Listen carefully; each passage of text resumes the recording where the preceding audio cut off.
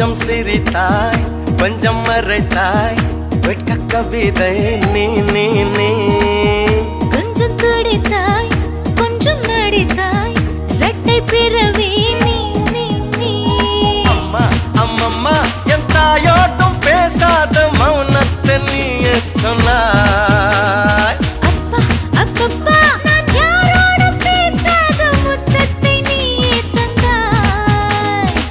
5 வயது பிள்ளை போலே அச்சச்சோ பிச்சத்தாலே கொஞ்சி கொஞ்சி என்னை கொண்டால் பருவாயில்லை